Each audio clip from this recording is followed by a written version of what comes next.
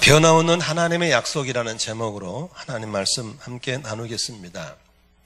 여러분 지금 여러분들은 신앙생활을 하는 사람이라고 생각하시죠? 그렇죠? 신앙이라고 하는 것은 하나님의 약속을 믿고 그 약속을 기대하면서 바라보고 있는 것이 신앙생활이죠. 만일에 여기 계신 분들 가운데 하나님의 약속을 믿지도 않고 하나님에 대한 기대감이 없는 사람이라면 여러분은 신앙인이 아니죠. 종교인인 것입니다. 이 땅에는 수많은 약속들로 거미줄처럼 연결되어 있습니다.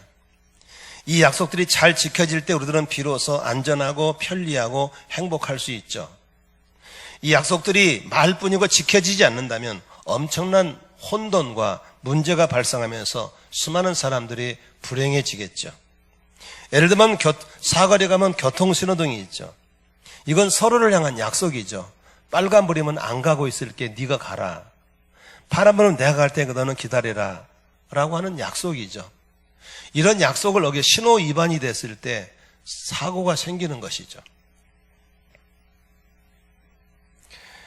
서울 신일고등학교라는 학교가 있는데 1993년도에 초특급 타자로 탁광을 받은 천재야군이라는 학생이 하나 있었습니다.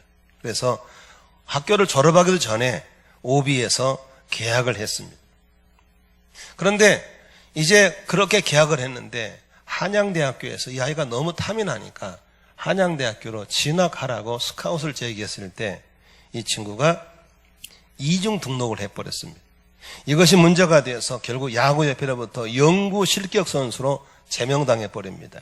왜냐하면 약속을 어긴 사람이거든요. 그래서 다행히 6년 후에 어떤 불쌍히 여겨서 복권이 되었지만 제대로 실력을 발휘하지 못한 채 야구인의 인생을 마치고 끝납니다. 오늘 본문에 바울 사도가 15절에 그런 얘기합니다. 무슨 얘기를 하냐면 세상의 예를 통해서 내가 얘기하겠다. 사람의 언약이라도 정한 후에는 누구도 그 약속을 폐하거나 더하면 안 된다. 그러면서 갈라디아 교인들이 갖고 있는 갈등의 문제를 얘기하고 있는 것입니다. 갈라디아 교회는 바울이 복음을 전해서 예수의 십자가와 부활을 믿음으로 구원받는다는 이 얘기를 했던 것이죠. 그래서 흠도 많고 죄도 많고 연약하지만 예수를 믿음으로 구원받는 이 감격으로 살고 있었는데 어느 날 갈라디아 교회에 이상한 이단이 와서 아니야, 복음을 믿는다고 구원받는 게 아니야, 복음을 믿는 믿음에다가 플러스 알파 율법을 지켜야 구원이 완성되는 거야 라는 거짓 복음이 들어온 겁니다. 많은 사람들이 그러면 그렇지 공짜가 어디 있어? 믿고 거기다가 플러스 알파로 율법을 행해야 구원받겠지 하면서 모두 다 그쪽으로 사람들이 선회하기 시작한 겁니다. 멋모르고 구원받고 감격했었는데 율법대로 살다 보니까 안 되는 거예요. 그러니까 남이 알면 안 된다는 이중적인 삶을 살아야 되고 힘껏 지키려고 노력하다 보니까 제대로 안 되니까 두렵고 구원받지 못한 것 같고 불안하고 초조하고 얼굴빛이 없어지고 사람들이 긴장하기 시작하는 거예요. 다시 말하면 영적인 병이 든 겁니다. 그래서 오늘 바울 사도가 이 율법과 하나님의 믿음을 통한 약속과의 관계를 정리하기 위해서 오늘 본문을 만들어낸 것입니다. 여러분 읽은 성경을 가져가면은 이게 뭔 말인지 모르기 때문에 제가 잘 풀어드릴 테니까 오늘 혹시 신앙생활 하면서 믿음으로 산다 하면서도 뭐가 믿음인지를 모르고 살고 믿음으로 산다 하면서도 어떤 율법에 묶여서 자유함이 없고 행복이 없고 기쁨이 없다면 오늘 여러분들이 자유함을 얻게 되시기를 주의 이름으로 축원합니다. 기쁨이 회복되기를 주의 이름으로 축원합니다. 왜냐하면 진리를 알면 진리가 우리를 자유케 한다 그랬거든요. 나는 너무 많은 사람들이 진리를 통해서 자유함이 없고 웃음이 없고 너무나 안타깝고 조금 전에 내가 말씀드렸지만 우리 아이들이 생각하는 것이 아니잖아요. 여러분들은 그렇게 생각을 있다고 생각해요. 그러나 부모 마음은 그게 아니에요. 그냥 네가 좋아. 네가 뭘 잘해준 거야. 네 자체가 좋은 거야. 아멘이시죠? 우리 어머니 아버지들은 제 마음 이해할 수 있죠? 그냥 그게 좋은 거예요. 그게. 하나님은 우리에게 자유를 주시고 기쁨을 주시고 행복하기를 원하신 걸 믿으시길 바랍니다. 성경에는 하나님의 약속들로 가득 차 있습니다. 예수님이 오신 이전에 하신 약속을 구약이라고 그러고 예수님이 오신 이후에 하신 하나님의 약속을 신약이라고 그럽니다. 흔히들 32,500가지의 하나님의 약속들로 가득히 채워져 있는 것이 성경 말씀이라고 그러죠. 그런데 수많은 사람들이 이 약속을 신 하나님과의 신뢰가 무너져 있고 그 약속을 받는 믿음이라는 그릇이 없기 때문에 하나님의 약속을 누리지도 못하고 그렇게 하나님은 부자인데 자녀는 깡통을 들고 살아가는 그런 모습들을 보게 되는 것입니다. 아브라함에게 하나님은 말씀을 통해서 약속을 주셨습니다. 이것을 언약이라고 합니다. 그런데 언약을 주셨는데 어떤 언약을 줬냐면 창세기 12장 2절에 보니까 내가 너로 큰 민족을 이루고 너에게 복을 주어서 네 이름을 창대케 하리니 너는 복이 될지라 너를 축복하는 자에게는 내가 복을 내리고 너를 저주하는 자에게는 내가 저주하리니 땅의 모든 족속이 너로 말미암아 복을 얻을 것이라라고 약속을 주셨습니다.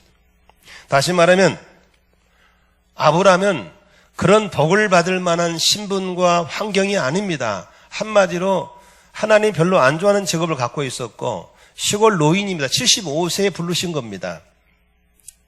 일방적인 하나님의 부르심이었고 일방적인 하나님의 약속이었습니다. 다시 말하면 너를 통해 큰 민족을 이루어지겠다. 그런데 자식이 없는 거예요. 10살 차이 부부인데 75세, 65세 노부부에게 그런 약속으로 하신 겁니다. 네 이름을 창대케 해주겠다. 시골 사람이 그렇게 얘기하는 겁니다. 축복과 통로가 되어주겠다. 우상 만들어 파는 사람이 그 얘기를 한 겁니다. 너를 복동하게 되게 해주겠다. 말도 안 되는 환경이었죠. 그런데 재미있는 것은 아브라함은 그렇게 말씀하신 하나님을 믿었고 그 약속을 믿었고 믿은 것만큼 일어나서 걷고 따라가는 것입니다. 하나님은 그 약속의 말씀을 받을 때 믿음으로 받고 행동에 옮기는 그 아브라함을 좋게 여긴 거예요. 옳게 여긴 거예요. 그래서 아브라함을 통해서 그 일을 이뤄나가시고 있는 걸 믿으시기를 바랍니다. 여러분 민수기 23장 19절 이런 말씀이 있습니다. 하나님은 사람이 아니시기 때문에 거짓말을 하지 않으시고 인생이 아니시니 후회가 없으시도다. 어찌 그 말씀하신 바를 행하지 않으시며 하신 말씀을 실행하지 않으시랴. 다시 말하면 약속을 하고 지키지 않는 것은 성실하지 않기 때문이고 약속을 해놓고 지키지 않는 것은 지킬 만한 능력이 없는 것이죠. 그런데 하나님은 약속을 하고 지킬 만한 성실함이 있는 것이고 약속을 실천할 만한 능력이 있는 분이라고 말하고 있는 것입니다. 일을 행하시는 여호와, 그걸 만들어 성취하시는 여호와라고 에레미야는 하나님을 소개하고 있는 것입니다. 하나님은 오늘도 약속하셨고 그 약속을 믿는 사람을 통해서 약속을 성취해 나가고 있는 걸 믿으시기를 바랍니다. 사람들은 약속을 해도 하도 믿지 않기 때문에 말난 거 못 믿겠다는 겁니다. 그래서 문서를 남기자 그걸 서약이라고 합니다. 그것도 못 믿어서 변호사를 불러다가 국가의 이름으로 공증을 세우기도 합니다. 그것도 못 믿어서 네가 못 갚으면 누가 대신 갚으라고 증인을 세우기도 하고 보증인을 세우기도 합니다. 그러나 모든 인간 사이의 불행은 바로 약속을 파기하거나 약속을 지키지 않는 사람 때문에 생기는 것입니다. 그러나 우리 하나님은 약속을 해놓고 약속을 이행할 만한 능력이 있는 분이시고 약속을 이행할 만한 신실하신 분인 걸 믿으시기를 바랍니다. 그러므로 우리가 믿음을 가질 때 하나님에 대한 능력을 믿는 것, 하나님의 성실한 성품을 믿는 것부터 시작해서 가는 겁니다. 근데 오늘 재밌는 것은 3장 16절에 보면 이런 말씀이 있습니다. 한번 같이 읽어볼까요? 시작. 이 약속들은 아브람과 그 자손에게 말씀하신 것인데 여럿을 가리켜 그 자손들이라 하지 아니하시고 오직 한 사람을 가리켜 네 자손이라 하셨으니 곧 누구라고요? 그리스도입니다. 여기서 재밌는 것은요, 이 약속을 아브람에게 주면서 이 약속은 네 자손들에게 주는 게 아니고 자손이라고 단수를 얘기하는 겁니다. 다시 말하면 아브라함의 약속은 흘러와서 어디서 완성되냐면 예수를 통해 완성되고, 아브라함의 약속은 예수를 믿는 사람을 통해서 성취된다는 것을 믿으시기를 바랍니다. 그런데 오늘 우리가 좀 생각해 볼 게 있습니다. 율법에 관한 것입니다.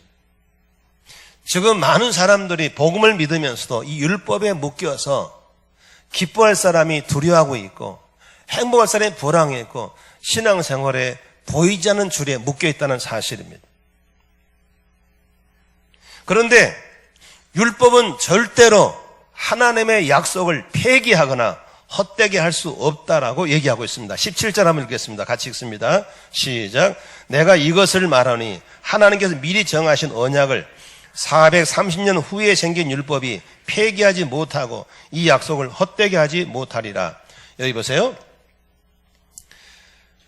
율법은 절대로 하나님의 주신 약속을 폐기하거나 헛되게 할 수 없다고 하는 것입니다. 이유는 아브라함이 받은 약속이 먼저입니까? 율법이 먼저입니까?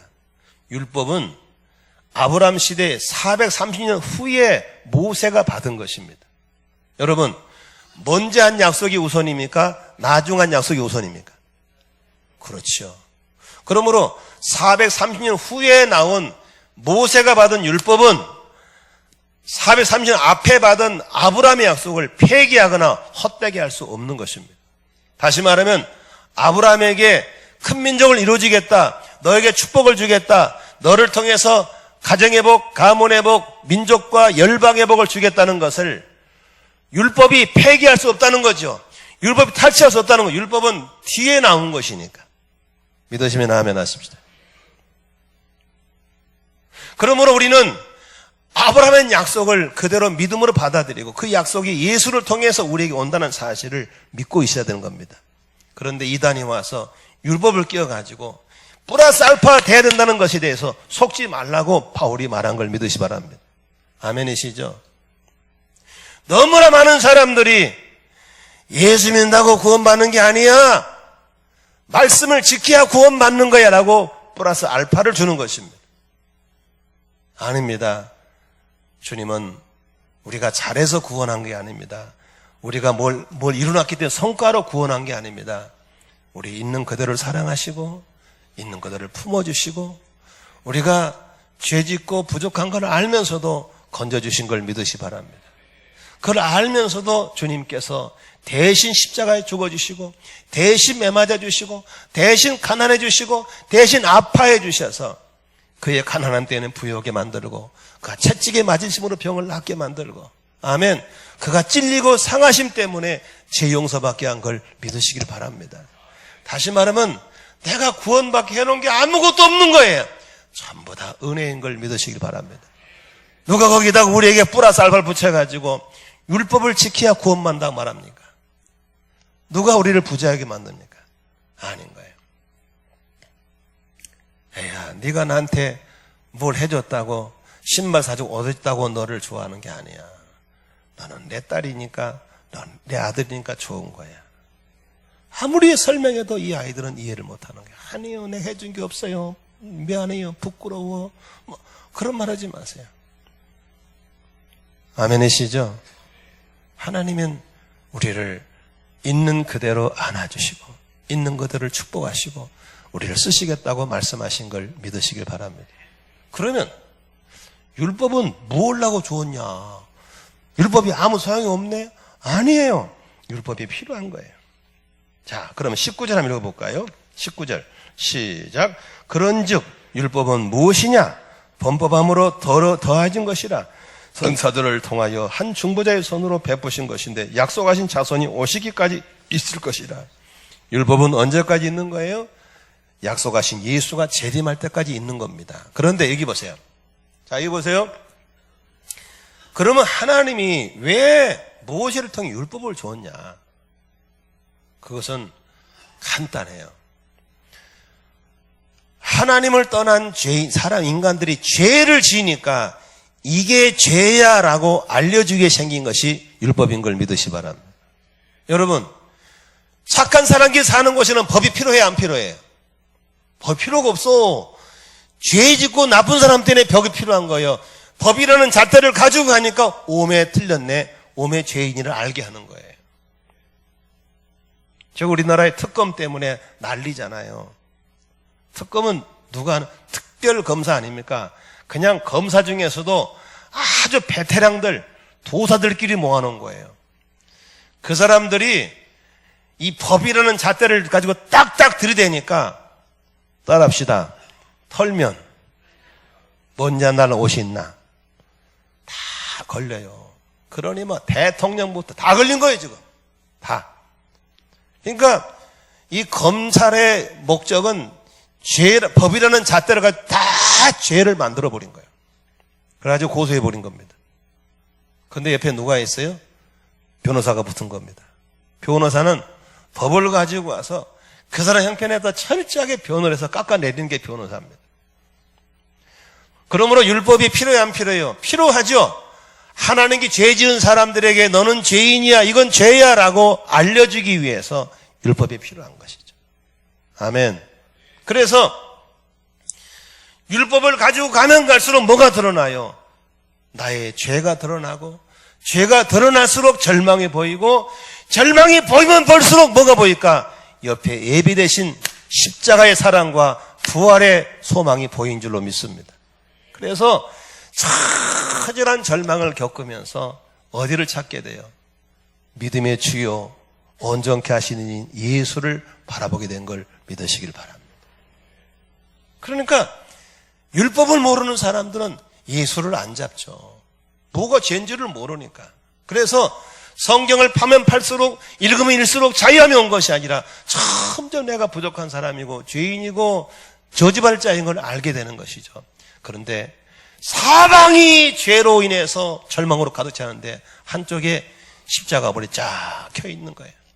할렐루야. 누구든지 이리하면 용서해주고 누구든지 이리하면 살려준다고 십자가가 있는 걸 믿으시기 바랍니다. 율법이 나쁜 거예요? 좋은 거예요? 좋은 거예요. 아멘이시죠? 율법 때문에 죄를 발견하고 율법 때문에 절망을 발견하고 율법 때문에 소망의 이수가 보인 걸 믿으시길 바랍니다. 그래서요, 교인들도 누가 제일 무서운 사람이냐면요, 성경을 전혀 모르는 사람들, 무식이 충만한 분들, 이런 분들은 둘 쪽으로 가버려요. 완전히 맹종, 무조건 믿는 사람이 될 수가 있고 아주 배째는 사람이 있을 수 있어요. 저는 둘 쪽 다 안 되는 겁니다. 성경을 배워야 됩니다. 하나님의 기준을 가지고 나를 봤을 때 내가 부족함을 발견하고 부족할수록 은혜 주시는 주를 붙잡아야 될 걸 믿으시길 바랍니다. 성경을 전혀 모르고 이상한 부흥사 와가지고 때리잡으면 다 잡혀가지고 맹종하는 사람들, 이건 신앙이 아닌 거예요. 저는 언제든지 제가 목회하는 기준이 있습니다. 내가 떠나도 더 잘 되는 교회. 나는 여러분을 양육하는 기준이 있습니다. 내가 떠나도 스스로 광야길을 걸어갈 수 있는 그런 그리스도인을 세우는 것이 제가 바라는 목회의 목적인 겁니다. 아멘이시죠? 그러므로 여러분 성경을 배우시길 바랍니다. 상공부 들어오셔서 성경을 배우셔야 됩니다. 성경을 읽으셔야 됩니다. 아무것도 모르면 둘 중 하나입니다. 맹종이냐 배째는 거냐, 둘 중에 하나인 것입니다. 둘 쪽 다 틀린 것입니다.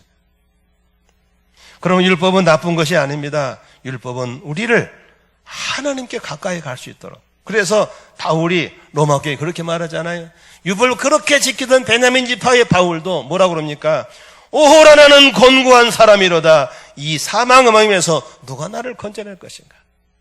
그렇게 말씀대로 살아보려고 하면 할수록 자기는 너무나도 죄인인 것을 곤고한 사람을 알게 되는 것이죠.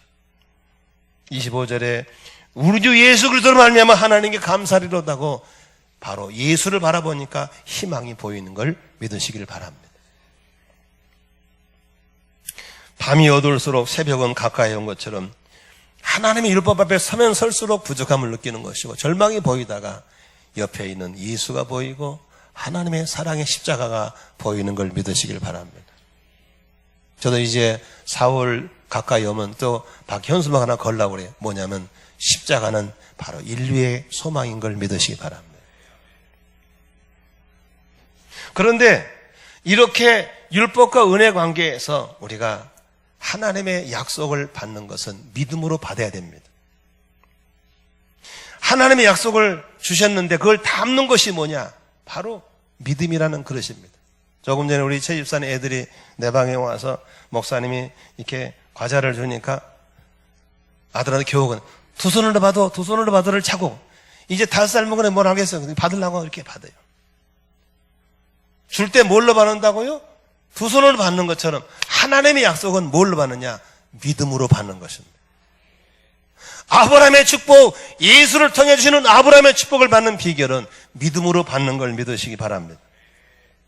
그런데 믿음을 대해 사람들이 믿음이 뭔지를 잘 몰라요. 믿음이란 히브리 11장에 보니까 믿음은 바라는 것들의 실상이고 보지 못한 것들의 증거라고 그랬거든요. 실상이란 말은 히포스티시스라는 이런 헬라에서 나온 말인데 따라합시다. 밑에 받침대로 받친다. 다시 말하면 밑에란 말과 받침대라는 두 단어가 복합된 것이 믿음이란 단어거든요. 다시 말하면 잘 보세요. 자, 여기에 물을 받으려면 어디다 담아야 돼요? 물 그릇에 담아야 되죠. 그래야 물을 담을 수 있잖아요. 그러죠? 이 수건을 담으려면 어디다 담아요? 바로 이 쟁반에 담잖아요.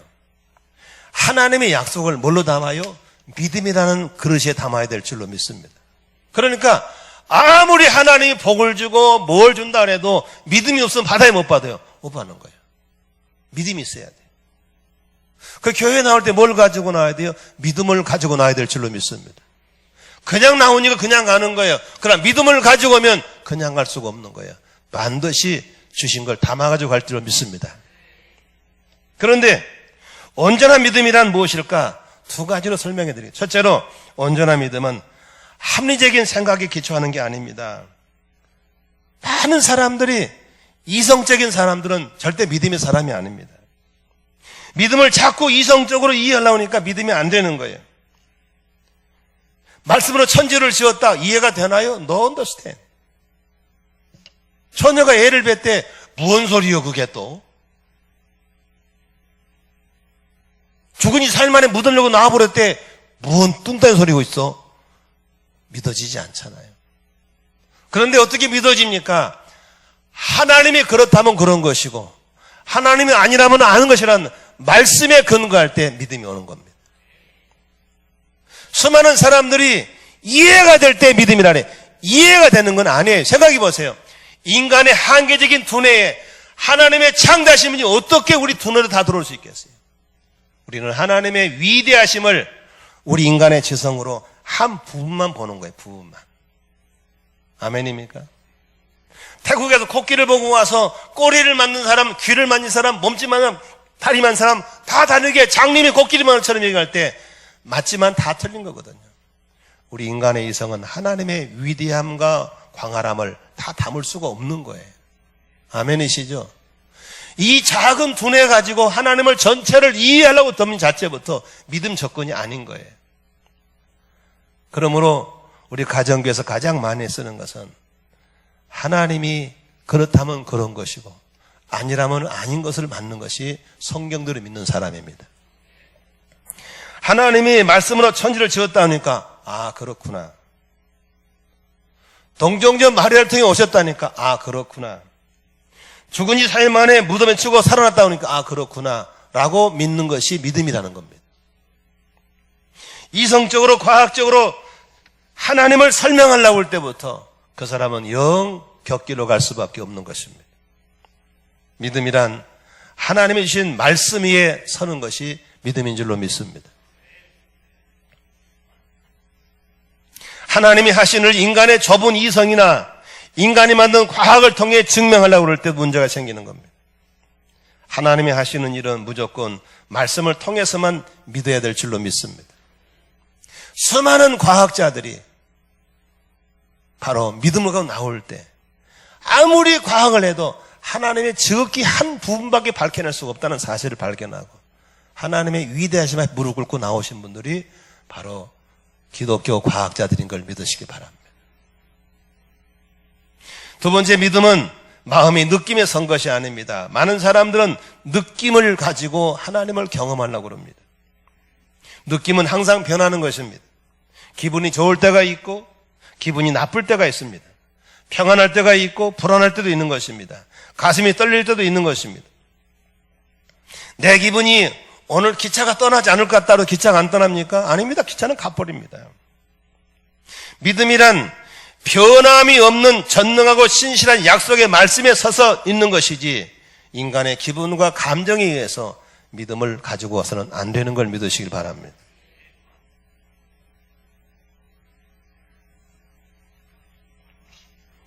터툴리아는 사람은 그런 말을 했습니다. 나는 참 불합리하기 때문에 하나님의 약속을 믿는다. 나는 불합리하다는 거예요. 그냥 이 감정의 기복이 수시로 변하기 때문에 나는 여기다가 나를 근거를 둘 수 없다는 겁니다. 이건 놔두고 하나님의 말씀에다가 내 삶을 걸겠다고 하는 것입니다. 여러분, 신앙은 인간의 이성을 십자가 못 박을 때, 인간의 감성을 십자가 못 박을 때부터 진정한 믿음의 길을 걷게 될 줄로 믿습니다. 믿음이라는 합리적인 생각에 기초한 것이 아니라 말씀 위에 기초를 두는 것이 믿음입니다. 믿음은 감각에 의지하는 것이 아니라 믿음은 감각을 극복하는 약속을 붙잡을 때만 가능할 줄로 믿습니다. 누가 그러더라고요. 야복과 야곱이가 밤새도록 천사와 씨름하면서 기도하죠. 근데 새벽에 천사가 놔라 갈란다 그러니까 못 놓습니다. 축복해 놓겠습니다. 놔라니까 못 놓는다니까요. 잡고 있었죠. 그럴 때 야곱이가 천사의 어디를 잡았겠어요? 그랬더니 재빨리게 허리춤을 잡았대. 발목을 잡았대. 손을 잡았대. 난리치더라고. 어디를 잡았겠어요? 집에 가다 물어보시던지. 그런데 여러분, 야곱이는 천사의 발목이나 허리나 손을 잡은 게 아니에요. 약속의 말씀을 붙잡은 줄로 믿습니다. 믿으십니까? 하나님이 그렇게 한다고 하셨지 않습니까? 그러니 하나님이 말씀대로 이루어 주시옵소서. 이렇게 할 때 천사는 못하는 거예요. 아멘이시죠? 우리가 기도할 때 말씀 붙잡고 기도하기를 주의 이름으로 축원합니다. 말씀 부여잡고 가는 것입니다.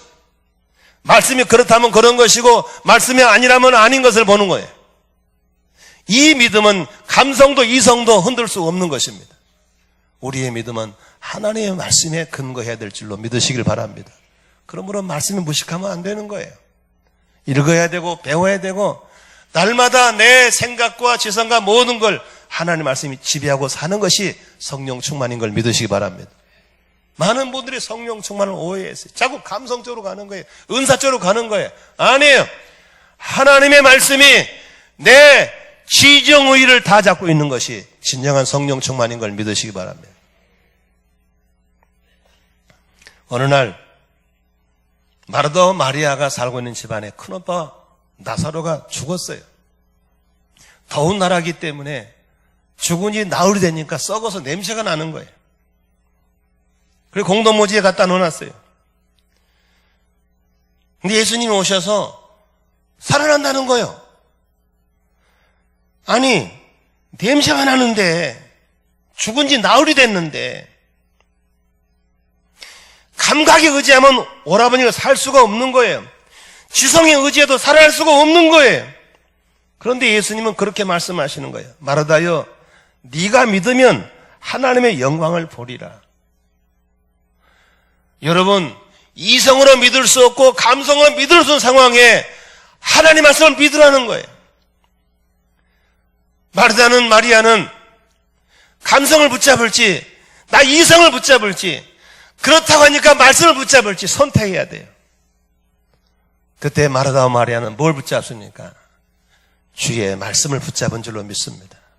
감성 내려놓고 이성 내려놓고 말씀 붙잡으니까 그때 그 믿음을 보시고 예수님께서 무덤에 가서 나사로야 나오라! 나사로야 나오라고 외칠 때 죽은 나사로가 벌떡 일어나서 펄쩍 뛰어나온 걸 믿으시기를 바랍니다. 너무나 많은 사람들이 하나님 말씀을 감성에 묶여놓고 이성에 묶여놔서 스스로 꼼짝 못하고 있는 거예요. 하나님 말씀은 살았고 운동력이 있는 걸 믿으시기를 바랍니다. 제가 이렇게 모든 걸 내려놓고 신학을 하고 이 길을 가고 있는 이유는 저는 말씀을 경험했잖아요. 말씀이 살았고 운동력이 있는 걸 경험했잖아요. 목에 칼이 들어도 저는 의심할 수 없는 내가 경험을 했잖아요. 허리가 아파서 3년 동안 병신 생활을 하고 있을 때 어느 날 내게 하나님이 믿어지고 갈라디아 2장 20절을 읽는데 내가 그리스도와 함께 십자가에 못 박혔나니 그런즉 이제는 내가 사는 것이 아니고 오직 내 안에 그리스도께서 사시는 것이라 이 부분을 읽는데 확 믿어지는 거예요. 아, 그렇구나. 예수님이 날 위해 죽으시고 그분이 내 안에 계시는구나. 그분이 내 안에 계시다면 이 질병도 그분 것이겠구나. 이 문제도 그분 것이겠구나. 이 절망도 그분 것이구나. 그분에게 순간적으로 싹 모든 짐이 넘어가는 걸 느끼면서 너무 좋은 거예요. 할렐루야 아멘, 할렐루야 아멘 하고 잠이 들었는데 아침에 자고 일어났더니 너무 맑고 쾌청하고 좋은 거예요. 어젯밤에 무슨 꿈을 꿨지? 너무 기분 상쾌하다라고 머리를 극적거리는데 세상에 3년 만에 허리가 나아 있는 기적을 보게 된 줄로 믿습니다. 말씀이 살아서 움직이는 걸 보면서 모든 걸 내려놓을 수밖에 없어요. 이거에서 취직해야지, 이거에서 뭐 해야지, 이렇게 해서 결혼해야지, 나의 생각을 다 내려놓고 이렇게 좋은 말씀이라면, 이렇게 살아 움직이는 말씀이라면 내가 이걸 전해야 되겠다. 나처럼 질병 때문에, 절망 때문에 살아가는 사람이 얼마나 많을 것인데 그들에게 이 소식을 전하겠다고 출발한 것이 이 길이고 한 번도 후회 없이 이 말씀을 전해왔습니다. 하나님의 말씀은 살아있고 운동력이 있는 걸 믿으시기 바랍니다. 이 말씀에 1.1핵을 더하면 안 되는 것입니다. 말씀 그대로 믿고 말씀 그대로 내 인생을 걸고 나갈 때 아브라함의 축복이 그대로 임하는 걸 믿으시길 바랍니다. 어떻게 인간의 이성으로 말씀을 논질하고 어떻게 인간의 감성으로 말씀을 난도질할 수 있습니까? 안 되는 겁니다. 하나님 말씀은 누구도 손을 대면 안 되는 걸 믿으시길 바랍니다. 외람되지만 나는 여러분들이 걱정스러운 게 한 가지가 있습니다. 설교 아닌 설교가 너무나 많습니다. 들어서는 안 될 설교가 너무나 많습니다. 본문을 읽어놓고 엉뚱한 말하는 설교가 너무나 많습니다. 들으면 안 됩니다. 그건 독약입니다. 유명한 설교가가 그런 말을 했습니다. 로이드 존스라는 분이 하는 말씀이 설교자는 성경 본문을 선택할 권리 외에는 아무것도 없다고 그랬습니다. 내가 읽은 본문을 책임져 주는 것이 설교인 것입니다. 그런데 오늘 우리들은 미스메디아스의 시대를 살면서 너무나도 설교라는 이름으로 홍수에 살다 보니까 성도 홍수에 빠져서 믿음을 다 잃어버렸습니다. 말씀의 권위를 다 상실해버렸습니다. 설교는 저와의 만남이 아닙니다. 말씀과 여러분과의 만남이 되어야 될 줄로 믿으시길 바랍니다. 아멘이시죠? 그 말씀이 여러분들의 삶을 주도하고 그 말씀 따라 살아가는 것이 신앙인 걸 믿으시길 바랍니다. 누가 우리의 감성을 흔들어 놓고 누가 이성을 혼돈시키게 만들어 놨습니까? 잘못된 설교들이 너무나 많다고 하는 것입니다. 어떨 때는 방송을 보다가 꺼버립니다. 저거 아닌데 왜 저러고 있을까? 성도들은 귀가 고장나고 믿음이 고장나서 자기 담임 설교는 우습격이고 무슨 부흥회 한다면 몰려다니고 무슨 기도인지 몰려다니고 이 상황 듣고 와서 신앙이 변질되어 있다면 그건 안 되는 것이죠. 자녀들이 집에서 부모가 해주는 밥이 가장 좋다는 걸 알 때부터 아이는 건강해질 수 있는 것입니다. 아멘이시죠? 입을 자극하는 음식을 사 먹고 다니면 아이들은 다 병드는 거예요.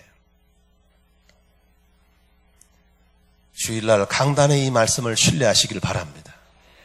여기 승부를 걸어야 되는 것입니다. 그리고 이 말씀이 여러분 삶을 움직일 수 있기를 주의 이름으로 축원합니다. 고린도서 5장 7절에 바울이 그렇게 말합니다. 우리가 믿음으로 행하고 보는 것으로 행하지 아니함이라.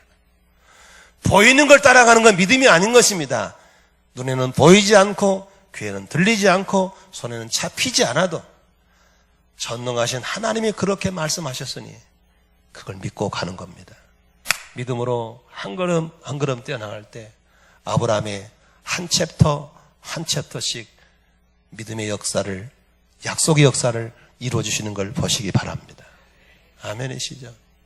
하나님은 광대하신 분이기 때문에 우리를 향한 당신의 계획을 절대로 다 보여주지 않습니다. 보여줘도 알 수도 없고 그냥 우리가 감당할 만큼 한 챕터씩 한 챕터씩 한 시즌씩 열어가는 걸 믿으시 바랍니다. 우리에게 필요한 건 믿음입니다. 뭐에 대한 믿음입니까? 약속에 대한 믿음, 말씀에 대한 믿음, 하나님의 신실하심에 대한 믿음을 가지고 오늘도 행진을 계속하는 것입니다. 광야 시대 때 이스라엘 백성들의 광야길을 걸을 때 낮에는 구름 기둥, 밤에는 불 기둥으로 우리를 인도해 가시는 겁니다. 그런데 교만한 사람들, 성질 급한 사람들은 어우 답답해. 이렇게 좋은 날 왜 서 그냥 가버렸어요. 말씀을 구름 기둥 무시하고 불 기둥 무시하는 사람 가다가 다 죽었어요. 독사에 물려 죽고 길을 잃고 굶어 다 죽었어요. 그러나 이해가 안 돼도 답답해도 구름 기둥, 불 기둥 따라 뚜벅뚜벅 걷는 사람만 적과 꿀이는 가나안 땅에 들어간 걸 믿으시기를 바랍니다. 사랑하는 성도 여러분, 말씀을 믿으셔야 됩니다. 말씀이 하나님인 걸 믿으시기 바랍니다. 내 이성을 가지고 내 감성을 가지고 신앙생활 하지 않기를 바랍니다. 아멘. 오늘도 인생 광야 끌고 천국에 입성할 때까지 우리는 그렇게 걸어가야 될 줄로 믿습니다. 말씀에만 서는 것이 믿음인 것입니다. 말씀이 나를 잡고 있는 것이 믿은 것입니다. 아침마다 일어나서 묵상하는 겁니다. 큐티하면서 하나님 오늘 말씀해 주세요. 그 말씀이 나를 잡고 가는 겁니다. 그냥 감성에 의지해서 내 이성에 의지해서 그냥 더듬거려 사는 그런 인생들은 어디가 독뱀이 있는지 어디가 목마름이 있는지를 모르고 살다 죽는 거예요. 말씀을 정리하고 마치겠습니다. 갈라디아 교회에 믿음으로 구원받아 영생의 기쁨을 누리고 있을 때 이단들은 슬며시 와서 복음을 믿는 데 앞에다가 플러스 알파 율법을 붙여버린 거예요. 갈라디아 교회들은 한순간에 혼돈에 빠지고 십자가 부활의 복음 앞에 플러스 알파 때문에 자유를 잃고 기쁨을 잃고 살고 있는 것입니다. 바울 사도는 단호하게 온전한 복음 앞에 플러스 알파는 있을 수 없다고. 십자가 복음은 미완성이라 완성된 복음이라고. 이걸로 구원이 이루어진 것이라고 믿기만 하면 된다고 얘기하고 있는 것입니다. 그런데 오늘 본문 앞에서 율법과의 관계를 좋아해 주는 것입니다. 율법은 우리를 구원의 길로 인도해가는, 십자가로 인도가는 몽학선생, 초등학교 교사일 뿐인 것입니다. 아멘이시죠? 그러므로 여러분이 뭘 해서 구원이 완성되는 게 아닙니다. 구원은 완성되어 있는 것입니다. 십자가는 완벽한 걸 믿으시 바랍니다. 이제 구원 받은 거예요. 아멘이시죠? 그러나 주님을 사랑한 것만큼, 주님을 좋아하는 것만큼 말씀대로 살려고 몸부림을 치시기를 주의 이름으로 축원합니다. 그렇게 못 살아도 괜찮아요. 그냥 오세요. 아멘입니까? 일부 때도 원고에 없는 얘기를 했는데 여기도 원고 없는 얘기 할게요. 나는 여러분들이 부탁합니다. 교회 돈 걷는 일을 하지 마세요. 하지 마세요. 모두가 믿음의 척도가 다르고 사는 척도가 다른 거예요. 근데 일괄적으로 똑같이 거두면 안 되는 거예요. 하지 마세요. 어떻게 똑같을 수 있습니까? 여러분의 믿음의 분량만큼만 헌금하세요. 믿음의 분량만큼만 봉사하시기를 주의 이름으로 축원합니다. 똑같을 수가 없는 거예요. 저는 이것 때문에 상처를 받은 적이 있어요. 제가 농촌 목회할 때 서재에 앉아 있는데 내가 서재인지를 모르고 주도끼리 청분 밖에서 얘기하고 있더라고. 그래가지고 집사님 돈 내. 뭔데? 목사님 생일이잖아. 돈 걷어 했잖아. 나 돈 없는데. 아 집사가 내야지. 그러니까 돈을 걷는 거요. 그러면서 막 툴툴거리더라고. 근데 그 다음날 싹 웃으면서 박사님 생일 축하드려요 왔어.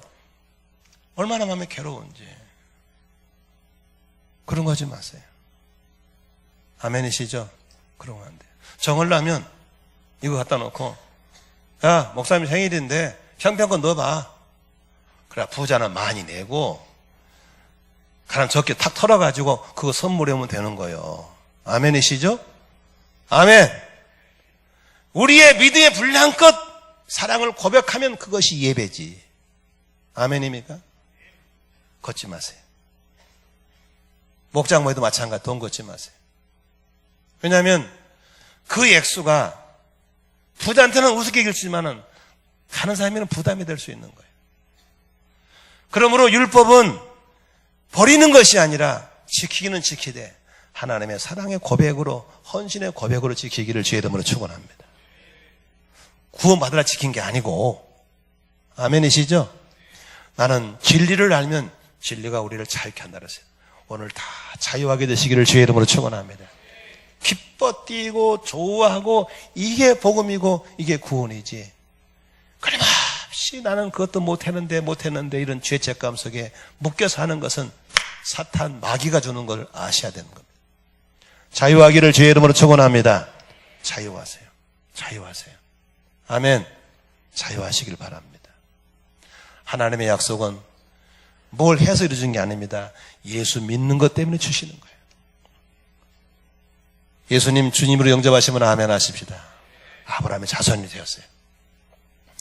믿기만 하시면 하나님이 우리를 통해서 개인의 복, 가정의 복, 가문의 복, 민족의 복, 열방의 복덩어리로 우리를 쓰실 것을 믿으시기를 바랍니다. 예수님만이 우리의 소원이고 예수님만이 우리의 소망이고 우리의 자랑이고 우리가 전해야 할 제목인 걸 믿으시기를 바랍니다.